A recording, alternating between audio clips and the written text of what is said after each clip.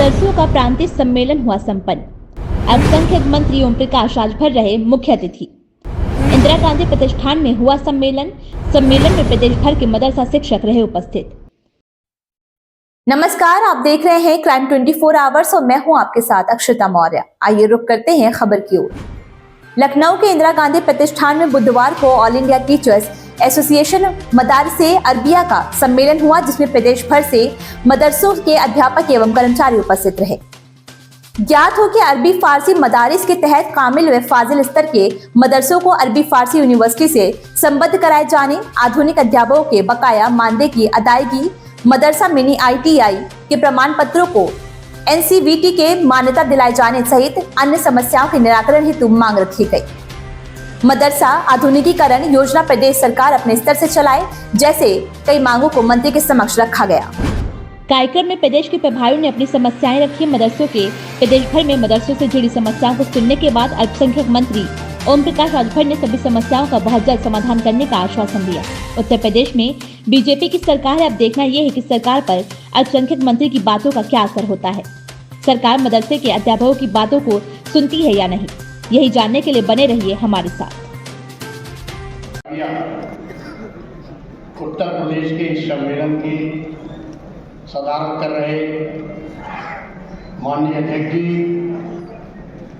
इस अवसर पर मेरे दिल से पूछिए, शिक्षकों दिल से पूछिए, तो इस भारत में कोई पार्टी या कोई संगठन नहीं है जो हमारी बात को अपना उद्देश्य बनाए। हो गरीब या हो धनवान, सबको शिक्षा मिले समान, इसको अपना लक्ष्य रख करके जिन्होंने समाज में कदम रखा, समान शिक्षा की बात, वही आज आपके इस बजट सम्मेलन के सम्मानीय मुख्य अतिथि आदरणीय ओम प्रकाश जी, इस अवसर पर यहाँ उपस्थित हमारे इस मदारिस टीचर्स के संगठन के सरकार की जो व्यवस्था है उसके पूर्व चेयरमैन साहब, इस अवसर पर उत्तर प्रदेश माध्यमिक शिक्षक संघ के संरक्षक, जिसके विषय में आप सभी ने बहुत सुना, लगातार 60 वर्षों से संगठन में अपनी सेवा देती हुई, लगातार 36 वर्षों से विधान परिषद में आपकी आवाज़ सम्मानित चंदेल साहब,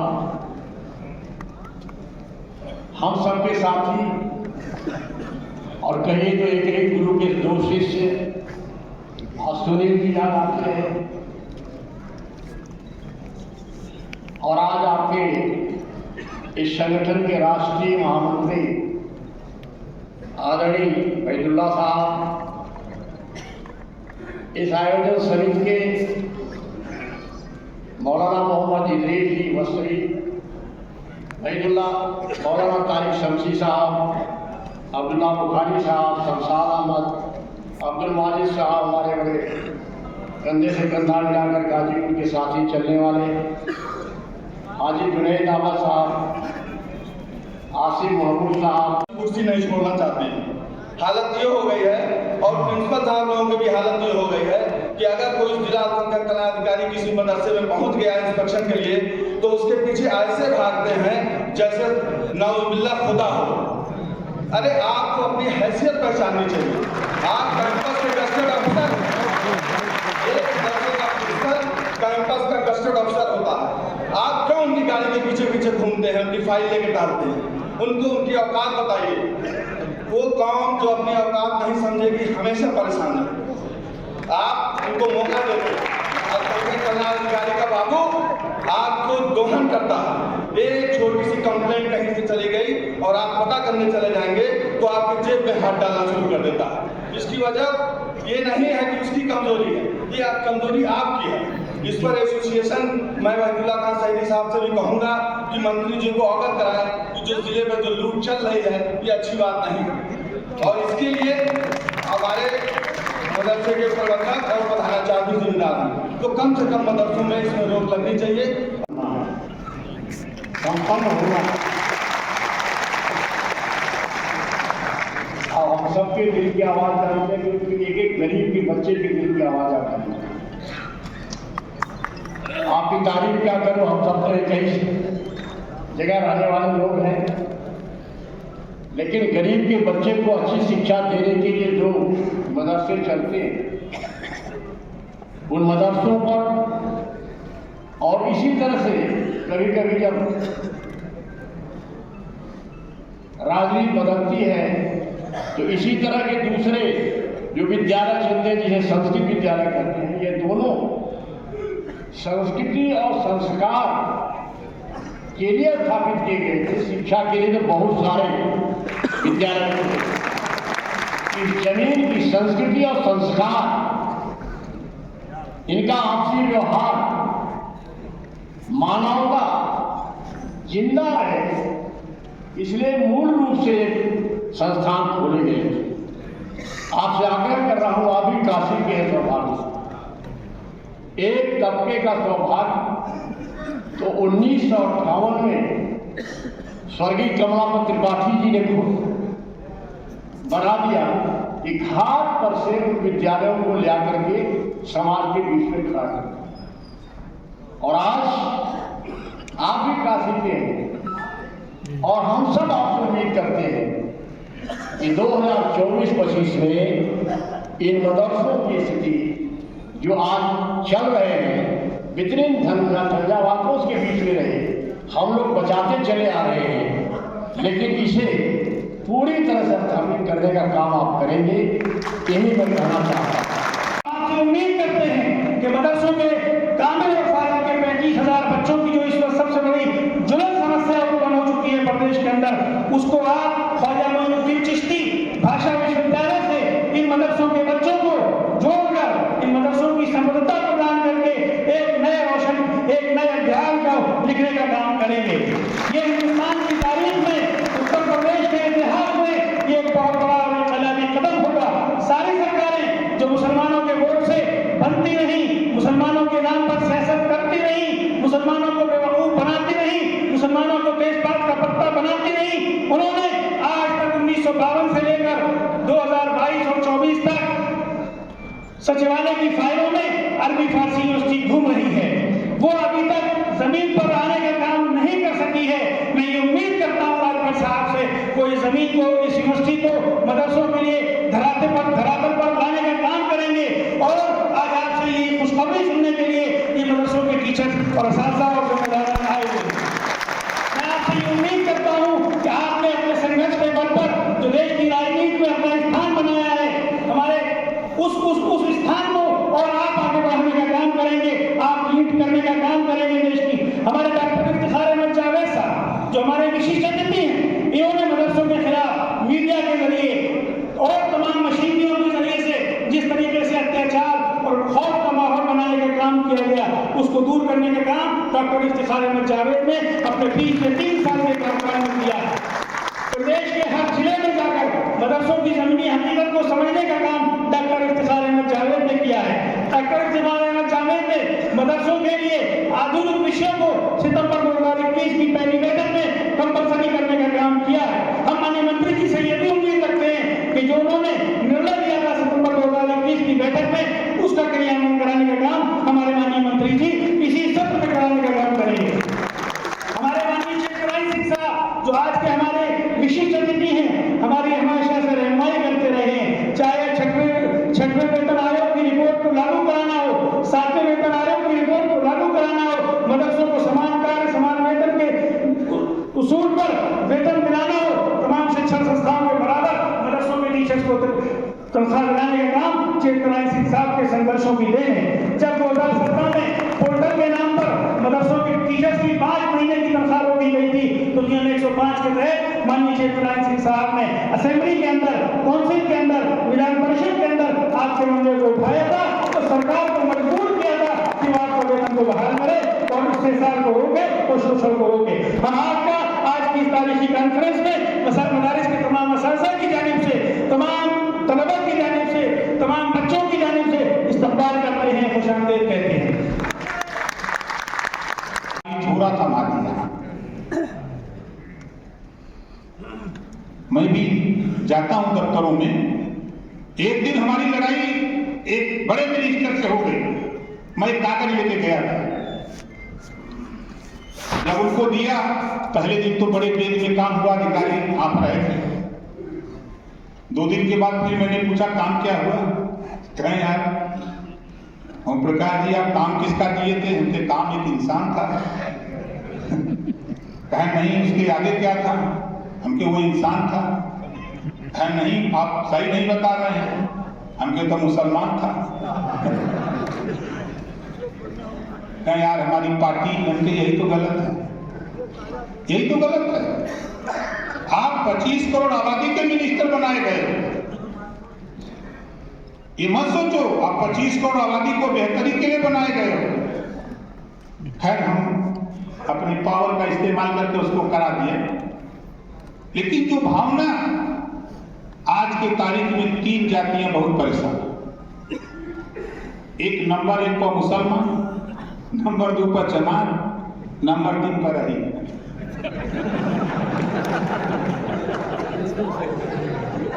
समझ में काहे करते? अब आप लोग बेहतर समझ रहे होंगे, जाते होंगे दफ्तर तो हमारी बात को भाई हम बहुत साफ साफ बता रहे। उसका रीजन है ये तीनों जातियों को 3 नेताओं ने नफरत सिखा दी। तीनों जातियों को तीनों पार्टियों ने नफरत सिखा दिया। आप नफरत के निगाह अपने आयोजक साथियों से कहूंगा, आप हमसे काम कराना चाहें, जो भी चीज इसमें आपने दिया है, एक एक इशू पर आप कौन अधिकारी करेगा, कौन मिनिस्टर है, चाहे वो प्रदेश का हो चाहे सेंटर का हो, जरूरत पड़ेगी साथी तो गृह मंत्री जी और प्रधानमंत्री जी को भी आपको लेकर के चल के समस्या का समाधान करेंगे। आप मिलो। आप ये मत सोचे कि ओम प्रकाश राजभर भाजपा में है, हम भाजपा में नहीं है। हम सहयोगी दल वाले, हम गठबंधन वाले लोग हैं, ठीक है। बहुत से लोग सोचते हैं भाजपा में हम कैसे आई। आयोजक साथी भी गए तो ये भी भवन में थे कि मंत्रियां सुनी कि न सुनी।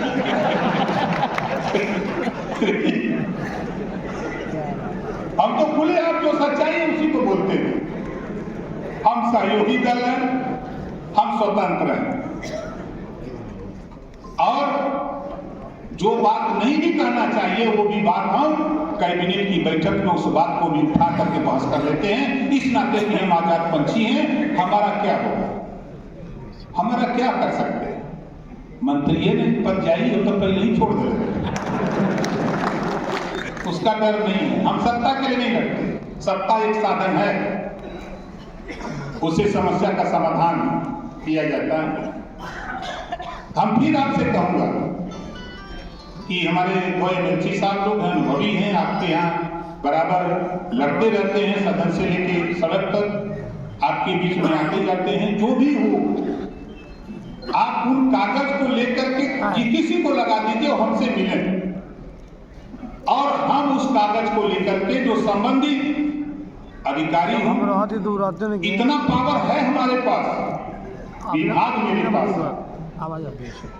विभाग हमारे पास है, डायरेक्टर से लेके रजिस्ट्रार से लेकर के एसीएस से लेकर के मुख्यमंत्री तक वार्ता करने का और काम कराने का पावर ओम प्रकाश राजभर को मिला हुआ है। बशर्ते खाली हम आपसे कहूंगा कि हमको उस स्थिति से अवगत कराइए, रिटर्न में लिखित में लेके हमसे मिलिए। एक पेपर आप देंगे करके हम भी सटा देंगे, हमारा पावर भी है मिनिस्टर का। एक पत्र हम भी लगा के लेके पहुंच जाएंगे। अभी मैं जाना वाला था दिल्ली, मिनिस्टर का टाइम नहीं मिला, उन्होंने कहा कि सदन चल रहा है, व्यस्तता थोड़ी ज्यादा है, हम आपको बताते हैं। हमारा इशू जो आप यहाँ बैठक कर रहे हैं, इसी इशू को लेकर के हम प्रयास कर रहे हैं कि हमारे समय में कुछ ऐसा हम करें कि कल आप भी कहें कि नहीं कोई राजभर आया था इस विभाग में और करके कुछ गया। हम ये चाहते हैं। और हमको क्या है हम तो आराम से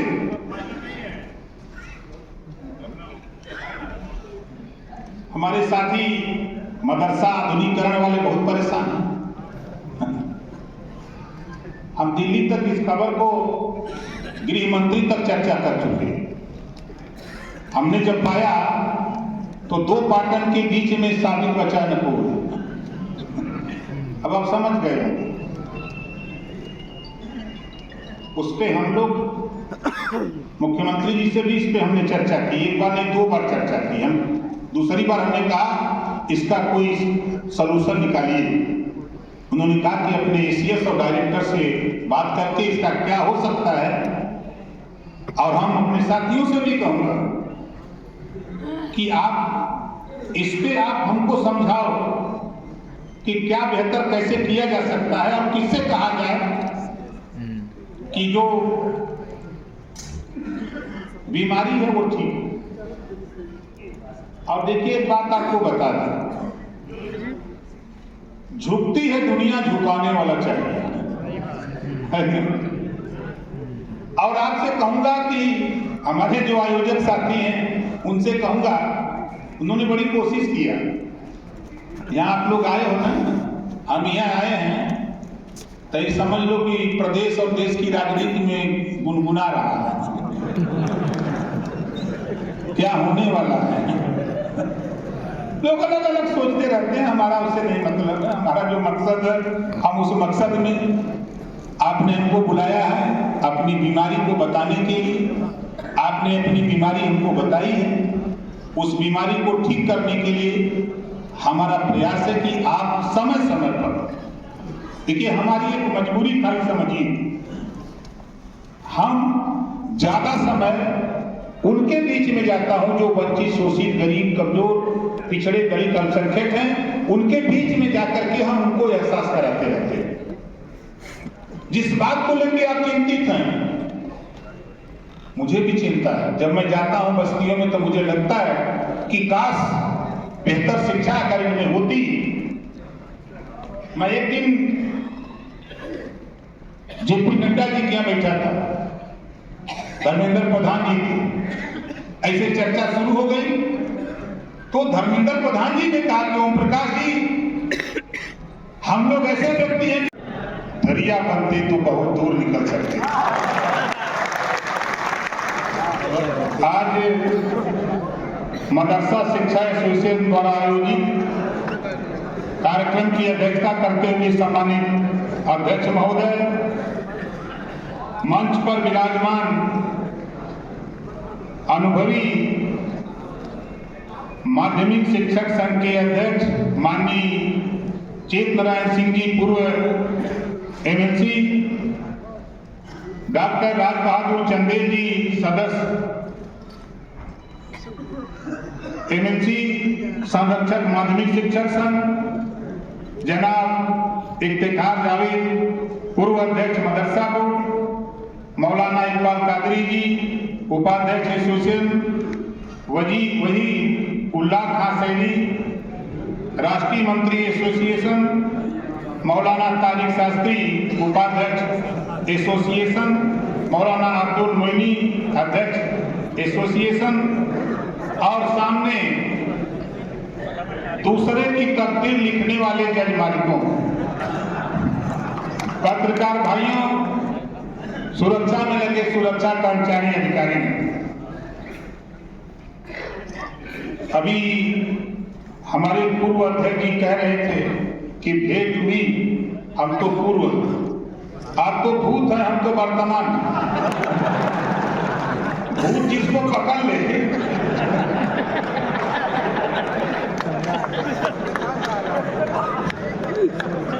छोड़ा नहीं सकता। अब आप समझ सकते हैं, जहां समझदार लोग बैठे हैं भाई,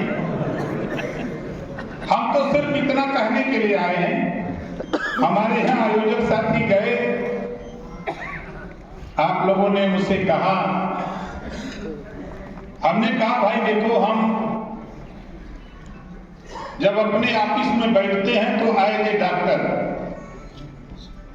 जो लोग अपनी समस्या लेके आते हैं हम उनको एज ए पेशेंट समझते हैं। हम ना उनकी जाति पूछते हैं, ना पार्टी पूछते हैं, ना मजहब पूछते हैं, हम उनका इलाज करते हैं। हमारी सबसे बड़ी खूबी यही है कि हम रोगी का इलाज करते हैं।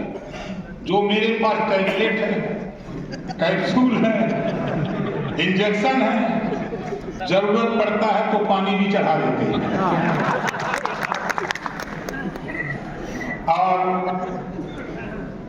30 सूत्री मांग पत्र आज जो मुझे मिला है, मैं आप लोगों से और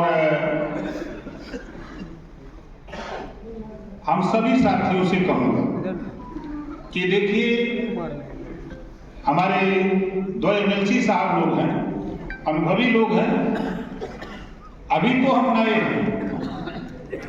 नए इस मामले में हैं कि विभाग हमको 14 मार्च को शपथ लिया, विभाग मिला, चुनाव आ गया, चुनाव में हम लोग चले गए। 4 जून को रिजल्ट आया। रिजल्ट आने के बाद कुछ हम पढ़ना चालू किए, कुछ करने की तमन्ना लेके हम मन बना के काम शुरू किए।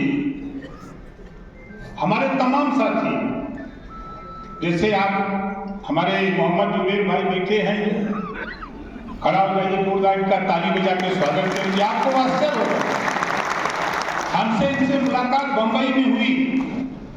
हमने इनसे कहा कि कौम की बेहतरी के लिए हम क्या कर सकते हैं। हमें विभाग मिला अल्पसंख्यक कल्याण बोर्ड और विभाग।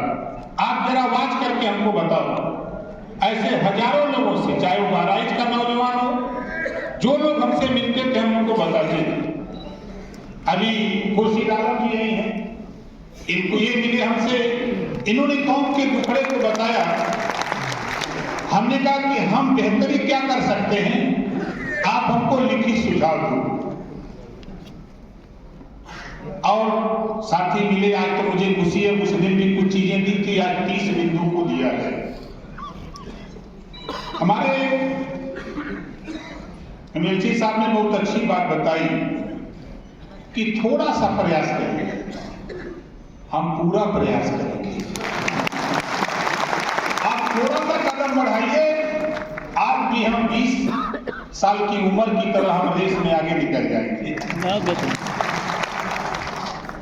आपने जो काम आगे बढ़ाया है, उस काम को हमको खाली उपलब्ध करा दीजिए। हम उत्तर प्रदेश के जो हमारे मुख्यमंत्री जी हैं, उनसे होने लायक होगा तो उनसे मिलेंगे। अब अल्पसंख्यक कल्याण मिनिस्टर मैं यहां हूं, जरूरत पड़ेगी तो दिल्ली में भी अल्पसंख्यक कल्याण मिनिस्टर से भी मिलकर के काम कराएंगे। और इतना मैं कहूंगा कि ये जो 30 बिंदु है, इस पे एक एक चीज, जैसे आपने एक चीज बहुत अच्छी बात बताई, मैंने पहल की थी, लेकिन कोई सहयोग हमको उस तरह का नहीं मिला जो ख्वाजा मुइनुद्दीन चिश्ती विश्वविद्यालय के संबंध में। मैंने कामिल और फाजिल डिग्री के सवाल पे मैंने कोशिश की, लेकिन हम वहां तक नहीं पहुंच पाए। बराबर हम लोग चर्चा करते रहते हैं। हमारे देश के प्रधानमंत्री जी, देश के गृह मंत्री जी हों, चाहे उत्तर प्रदेश के मुख्यमंत्री जी हों, हम तो खुलेआम कहते हैं कि जब इस देश में 1 नेशन 1 राशन कार्ड का कानून बन सकता है, 1 नेशन 1 इलेक्शन का कानून बनाने की तैयारी हो सकती है, तो फिर 1 नेशन 1 एजुकेशन का भी कानून देश में पास हो जाए, सारी बीमारी ठीक हो जाए। एक खुराक में सब बीमारी ठीक। दुर्भाग्य है साथी, जब मैं अल्पसंख्यक के विषय में सोचता हूं तो नाम तो है अल्प। इस खबर में बस इतना ही। बने रहिए क्राइम 24 आवर्स के साथ।